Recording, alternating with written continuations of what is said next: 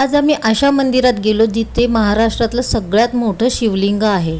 या मंदिराबद्दल असं सांगितलं जातं की हे मंदिर सुमारे 1000 ते 1100 वर्ष जुनं आहे।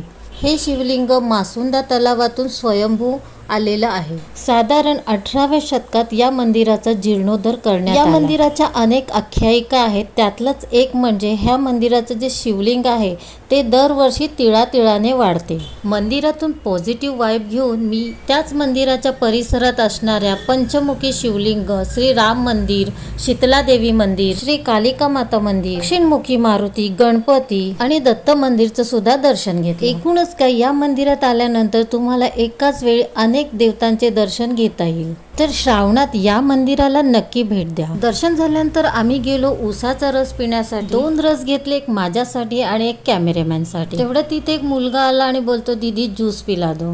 मला तो मुलगा म्हणजे महादेवाचं रूप वाटलं। मी त्यालाही एक कुपन घेऊन दिलं आणि आम्ही तिथून निघालो।